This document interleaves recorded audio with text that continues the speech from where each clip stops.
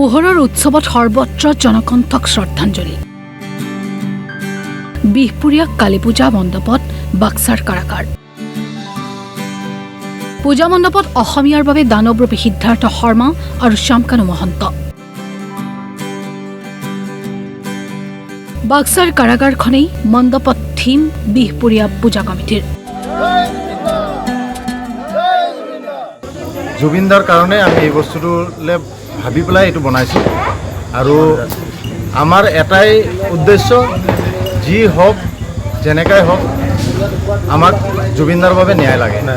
আমাৰ মেইন মটটো সেইটোৱে, আমাৰ থিমটো এইটোৱে যে আমাক ন্যায় লাগে। উই ৱান্ট জাষ্টিছ বিচাৰি পেলাই আমি এইটো থিমটো লৈ আহিছোঁ আৰু চবৰ আমি ভাবি চিন্তি আজি গোটেই দিন লাগি আমি এই পেণ্ডেলটো থিয় পাইছোঁ। অতি ক্ষিপ্ৰতাৰে কাৰাগাৰ নিৰ্মাণ কৰিলে তেওঁলোকে। মণ্ডপৰ তলৰ পৰাই জুবিনদাৰ ন্যায়ৰ প্ৰবল দাবী তেওঁলোকৰ। চাবুৱাৰ জেৰাই গাঁওবাসীৰ অনুভৱ, জুবিন এক শক্তি। পোহৰৰ উৎসৱৰ দিনা জনকণ্ঠলৈ শ্ৰদ্ধাঞ্জলি, সকলোৱে একেলগে গাইছে সেই প্ৰাৰ্থনা।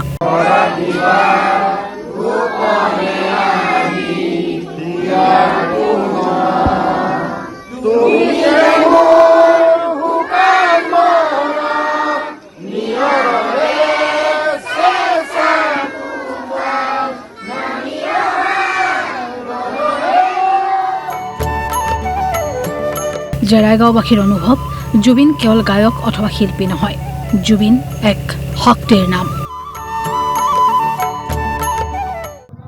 জুবিন আচৰিত এক শক্তি আমি প্ৰমাণ পালোঁ এতিয়া। জুবিনে নিজেই ৭,০০০ গান গোৱা সেই মানুহজনৰ পৃথিৱীতেই বিৰল। অসমীয়া জাতিৰ শত্ৰু শ্যামকানু সিদ্ধাৰ্থহঁতক পানীত ডুবাই মাৰিবলৈ মন যায় এওঁলোকৰ। জুবিনক পানীত মাৰিছে, তেনেকৈ সিহঁতকো পানীত সাঁতোৰাই মাৰিব লাগিব, এনেকুৱা অনুভৱ এটা হয়, খং উঠে। অসমীয়াৰ প্ৰাণৰ শিল্পীক দেৱাদিদেৱ মহাদেৱৰ সৈতেও তেওঁলোকৰ তুলনা। তেওঁ কৈছিলে হয় মই ভগৱান নাই, তেওঁ মহাদেৱক খুব ভাল পাইছিল।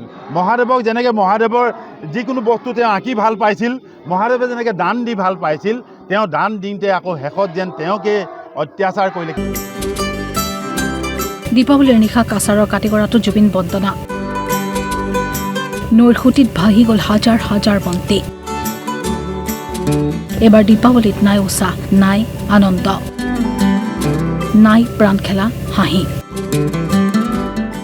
আজকে আসামের বর্তমান পরিস্থিতিতে আমাদের জনপ্রিয় শিল্পী জুবিন গার্গের অকাল মৃত্যুতে আজকে এই আনন্দটা একটা ম্লান হয়ে গেছে।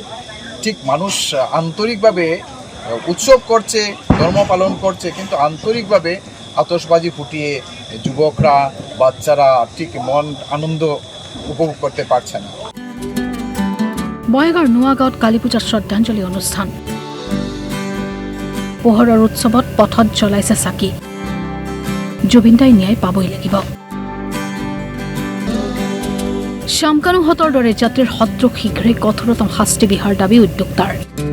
জুবিন গাৰ্গৰ প্ৰতি যি শ্ৰদ্ধাঞ্জলি, এই শ্ৰদ্ধাঞ্জলি অনুষ্ঠানত এই অঞ্চলৰ ৰাইজ ওতঃপ্ৰোতভাৱে তেওঁলোকে স্বতঃস্ফূৰ্তভাৱে ওলাই আহিছে আৰু তেখেতৰ প্ৰতি এগছি চাকি আৰু এপাহ ফুলেৰে তেখেতৰ প্ৰতি শ্ৰদ্ধাঞ্জলি আৰু পুষ্পাঞ্জলি জনাইছে। নগাঁৱত জুবিনদাক শ্ৰদ্ধাঞ্জলি জনাই পূজাৰ বিধি সম্পন্ন। বিষণ্ণ মনেৰে কেৱল পৰম্পৰা ৰক্ষাৰ স্বাৰ্থতে শক্তি পূজা সম্পন্ন কৰিলে এওঁলোকে। পিছদিনা মণ্ডপলৈ আহি সকলো হতবাক।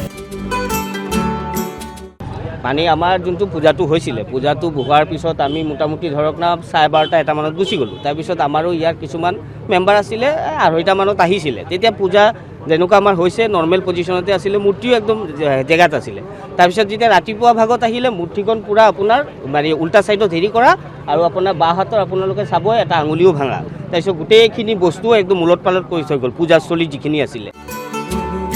মনত দুখ আৰু ক্ষোভলৈ কালী পূজা তেজপুৰবাসীৰ। শক্তিৰ অধিষ্ঠাত্ৰী দেৱীক মাথো এটাই প্ৰাৰ্থনা কৰিছে, মহাভৈৰৱ মন্দিৰলৈ অহা এইসকল ভক্তই শ্ৰদ্ধাঞ্জলি জনাই পূজাৰ বিধি সম্পন্ন। শ্যামকানু সিদ্ধাৰ্থ শেখৰৰ দৰে অসমীয়াৰ চিৰশত্ৰুক শাস্তি দিয়াৰ প্ৰাৰ্থনা কৰিলে দোষী। ন্যায় পাব বুলি বা চৰকাৰখনে ন্যায় দিব বুলি মই পুৰাই আশাবাদী। এতিয়ালৈকে যিমানখিনি তেখেতসকলে চৰকাৰৰ ফালৰ পৰা সহায় সহযোগিতা দিছে মই সেইখিনি পূৰাই সমৰ্থন কৰি আছোঁ বুলিয়ে কওঁ আৰু যাতে ইয়াৰ পাছৰ পৰ্যায়খিনি ভালকৈ সকলোৱে সহায় কৰে চৰকাৰে। আমি আশা কৰিছোঁ 1 মাহ হৈ গ'ল, অতি সোনকালে অতি শীঘ্ৰেই চৰকাৰে কৰক, যোনেই কৰক, এইটো আমাৰ জুবিনে ন্যায়টো পাব লাগে অতি সোনকালে। মুঠৰ ওপৰত সৰ্বত্ৰ পোহৰৰ উৎসৱত যেন ঘনঘোৰ অন্ধকাৰ। মাথো ন্যায় নামৰ চাকিগত জ্বলি আছে অসমীয়াৰ হৃদয়ত।